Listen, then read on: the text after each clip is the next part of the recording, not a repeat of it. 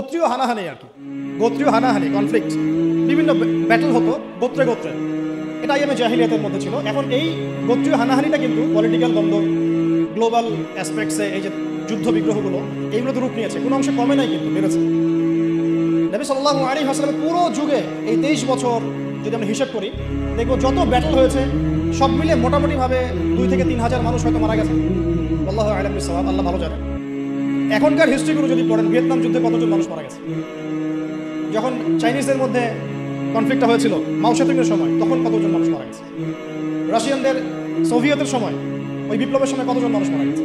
আচ্ছা, first world ওয়ারে আসেন, কতজন মানুষ মারা গেছে। সেকেন্ড ওয়ার্ল্ড ওয়ারে আসেন, কতজন মানুষ মারা গেছে। কতজন না, কত কোটি, কতজন না, সংখ্যাটা কিন্তু কত কোটি। এটা ছিল ইংল্যান্ডের ওয়ার্ল্ড অর্ডার।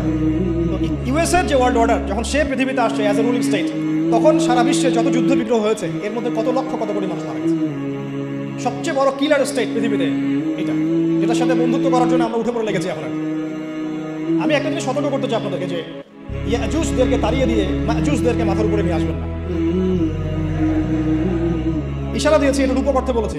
আবার এটা মনে করবেন না যে এটাই মাজুজ, এটা জুলকারনাইনের সেই ইয়াজুজ মাজুজ না, আমি রূপক অর্থে বলেছি। কারণ ইয়াজুজ আর মাজুজের ফাংশন কি?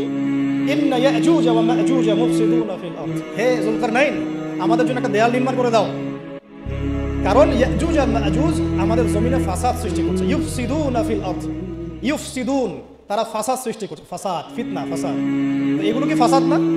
তার মানে সারা ওয়ার্ল্ডে যারা ফিতনা এবং ফাসাদ ছড়িয়ে বেড়ায়, তারা কোনো না কোনোভাবে ইয়াজুজ আর মাজুজের ফিতরত বা খাসলত লালন করে। ফিতরত, খাসলত সরাসরি না হলেও ওই আদর্শ লালন করে। তো সতর্ক করতে চাই যে ইয়াজুজের পরিবর্তে কোনো মাজুজকে আমরা যেন মাথার উপরে না নিয়ে আসি।